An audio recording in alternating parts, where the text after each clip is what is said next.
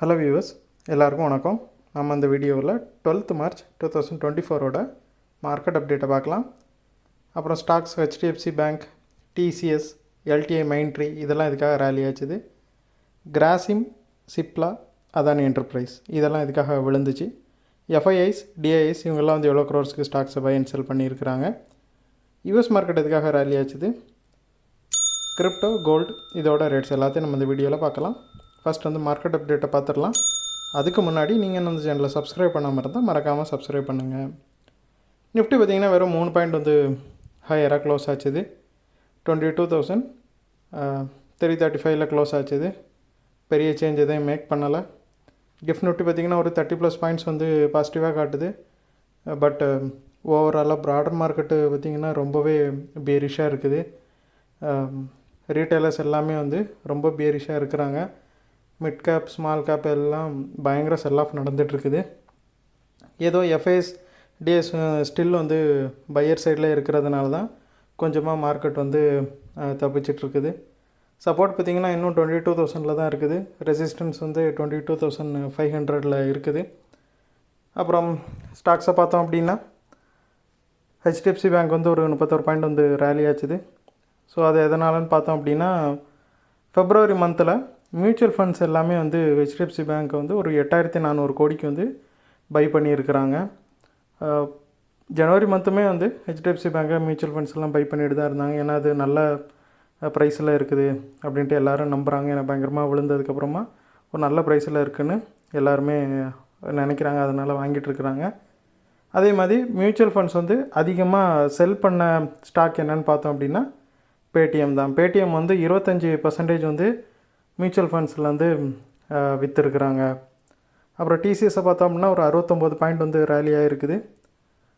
TCS வந்து Morgan Stanley last week வந்து அதோட டார்கெட்டை இன்க்ரீஸ் பண்ணதுலேருந்தே நல்லாவே ரேலி ஆகிட்டுருக்குது. மார்கன் ஸ்டான்லி வந்து டிசிஎஸ்க்கு மட்டும் அவங்க வந்து டார்கெட் ரைஸ் பண்ணல. இன்ஃபோசிஸ், ஹெச்டிஎல் டெக்னாலஜிஸ் எல்லாத்துக்குமே வந்து அவங்களோட டார்கெட்டை வந்து இன்க்ரீஸ் பண்ணியிருக்கிறாங்க. ஸோ அதுக்கப்புறமாவே டிசிஎஸ் நல்லா ரேலி ஆகி இப்போ வந்து ஆல் டைம் ஹையில் இருக்குது. 2024 மட்டும் டிசிஎஸ் வந்து ஒரு 11% வந்து ஹை ஆகிருக்குது. அப்புறம் எல்டிஐ மைண்ட்ரி பார்த்திங்கன்னா ஒரு 86 பாயிண்ட் வந்து ரேலி ஆகிருக்குது. எல்டிஐ மைண்ட்ரியில் பார்த்திங்கன்னா டெக்னிக்கலாக லாங் பில்டாக இருக்குது. அது மட்டும் இல்லாமல் இது வந்து ஒரு மல்டி மந்த் சப்போர்ட்டில் இருக்குது. இது வந்து பயங்கரமான இந்த சப்போர்ட்டில் வந்து பல டைம் வந்து டெஸ்ட் பண்ணி அதுக்கப்புறம் ரேலி தான் இருக்குது. அந்த ஒரு சப்போர்ட்டில் இருக்கிறதுனால எல்டிஐ மைண்ட்ரி வந்து டெக்னிக்கலாகவும் ரேலியாக இருக்குது. அது மட்டும் இல்லாமல் ரிசல்ட் வந்ததுக்கப்புறமா இது ரொம்பவே விழுந்துச்சு. இப்போ வந்து ஒரு ரெக்கவரி மோடில் கொஞ்சமாக ரேலி ஆகிட்டுருக்குது. அப்புறம் கிராசிமாக பார்த்தோம் அப்படின்னா ஒரு 52 பாயிண்ட் வந்து விழுந்துருக்குது. இது வந்து 52 வீக் ஹையில் இருந்துச்சு. ப்ராஃபிட் புக்கிங்னால விழுந்துருக்குது. சிப்லாவிலையும் சேம் நியூஸ் தான், ப்ராஃபிட் புக் ஆகிருக்குது. சிப்லா வந்து இப்போ பார்த்திங்கன்னா ஆல் டைம் ஹையில் இருக்குது. அப்புறம் அதானி என்டர்பிரைஸ் பார்த்தோம் அப்படின்னா அவங்களோட நெட்டு டெப்ட், அதாவது அவங்களோட கடன் வந்து ஃபினான்ஷியல் இயர் 24 வந்து இன்க்ரீஸ் ஆகிருக்கிறதா பிஸ்னஸ் லைனில் வந்து ரீசெண்டாக ஒரு ரிப்போர்ட் வந்துச்சு. அதுக்கப்புறமா பார்த்திங்கன்னா அதானி என்டர்பிரைஸ் வந்து கொஞ்சமாக சரிஞ்சிட்டே தான் இருக்குது. அப்புறம் எஃப்ஐஎஸை பார்த்தோம் அப்படின்னா அவங்க ஒரு 73 கோடிக்கு பை பண்ணியிருக்கிறாங்க. பெரிய அளவுக்கு பை பண்ணலனாலும் பையர் சைடில் தான் எண்ட் ஆகிருக்கிறாங்க. அவங்க வந்து 5வது கண்டினியூஸ் டேவாக பை பண்ணியிருக்கிறாங்க. டிஐஎஸ் வந்து 2,358 கோடிக்கு வந்து பை பண்ணியிருக்காங்க. அவங்க ஒரு 6வது கண்டினியூஸ் டேவாக பை பண்ணிகிட்ருக்குறாங்க. இந்த மந்தில், அதாவது மார்ச் மந்தில் பார்த்திங்கன்னா எஃப்ஐஎஸ் வந்து 14,414 கோடிக்கு வந்து பை பண்ணியிருக்கிறாங்க. டிஐஎஸ் வந்து 19,495 கோடிக்கு பை பண்ணியிருக்கிறாங்க. ஸோ ஏறக்குறைய 2 பேரும் சேர்த்து ஒரு 34,000 கோடிக்கு வந்து பை பண்ணியிருக்கிறாங்க. எந்த அளவுக்கு எஃப்ஐஎஸும் டிஐஎஸும் சேர்ந்தாப்பில் பை பண்ண பொழுதும் மார்ச் 1 22,338 தான் நிஃப்டி இருந்துச்சு. அதே வேல்யூவில் தான் இன்றைக்கும் இருக்குது. அதாவது 22,335 தான் இன்றைக்கும் வந்து நிஃப்டி இருக்குது. ஸோ இவங்களோட அந்த பை வந்து மேக்ஸிமம் ப்ராஃபிட் புக் ஆகி தான் வெளியே போயிருக்குதுன்னு இதன் மூலமாக தெரியுது. மார்க்கெட் வந்து மூவே ஆகலை. இந்த அளவுக்கு வந்து ஒரு 34,000 கோடிக்கு வந்து மணி வந்து இன்ஃப்ளோ ஆன பிறகும் மார்க்கெட் எந்த மூவுமே பண்ணல. ஸோ ரீட்டைலர்ஸ் எல்லாமே வந்து இந்த மாதம் ஃபுல்லாகவே பேரிஷாக தான் இருக்கிறாங்க அப்படிங்கிறத இது தெளிவாக காட்டுது. அப்புறம் யூஎஸ் மார்க்கெட்டை பார்த்திங்கன்னா டவ், S&P 500, நாஸ்டாக் எல்லாமே வந்து பாசிட்டிவாக தான் ட்ரேட் ஆகிட்டு இருக்குது. ஸோ மார்க்கெட் இன்னும் க்ளோஸ் ஆகலை, அதுக்கு முன்னாடியே நம்ம எடுத்த டேட்டா தான் இது. சிபிஐ டேட்டா வந்து யூஎஸில் வந்து இருந்துச்சு, அது வந்து 3.2% இருந்துச்சு. எக்ஸ்பெக்டேஷன் வந்து ஃபெப்ரவரியில் 3.1% இருக்குன்னு எதிர்பார்த்தாங்க. அதை விட கொஞ்சம் அதிகமாக தான் வந்திருக்குது. அதே மாதிரி ரீட்டைல் இன்ஃப்ளேஷன் டேட்டாவும் வந்து ஆல்மோஸ்ட் அன்சேஞ்சாக தான் இருக்குது. ஸ்டில் வந்து கொஞ்சம் ஹையராக தான் வந்திருக்குது. அதாவது எக்ஸ்பெக்டேஷனை விட கொஞ்சம் ஹையரான டேட்டா தான் வந்து அவுட்புட்டாக வந்திருக்குது. ஸோ மார்க்கெட் என்ன நினச்சாங்கன்னா கொஞ்சமாக கம்மியாக வரும், ஸோ கூடிய சீக்கிரம் வந்து ஃபெட் வந்து ரேட்டை கட்ட ஆரம்பிப்பாங்க அப்படின்னு நினச்சாங்க. பட் இந்த டேட்டா வந்து அதுக்கு சப்போர்ட் பண்ணுற விதமாக வரல.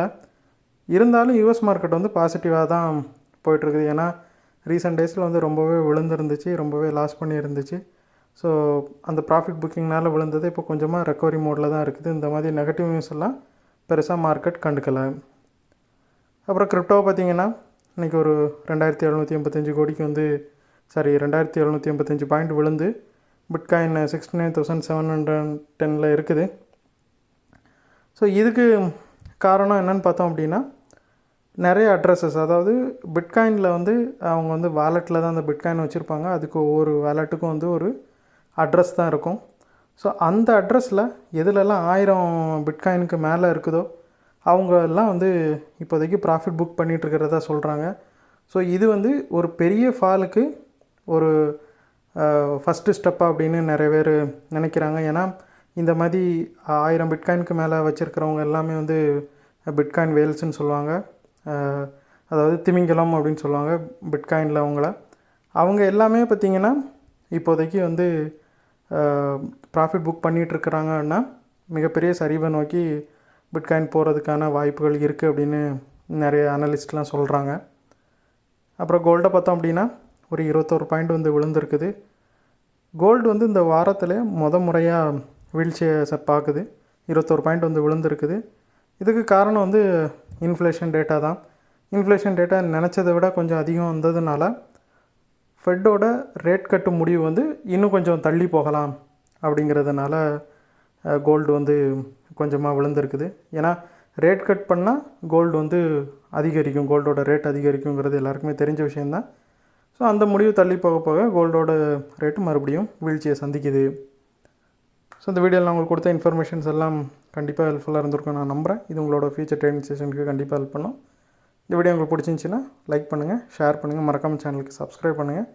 அப்படியே இந்த பெல்லைக்கான கிளிக் பண்ணிங்கன்னா டெய்லி அப்டேட்ஸ் தவறாமல் கிடைக்கும். தேங்க்ஸ் ஃபார் வாட்சிங், கீப் சப்போர்ட்டிங். நான் இன்னொரு வீடியோவில் உங்களை சந்திக்கிறேன். தேங்க்யூ.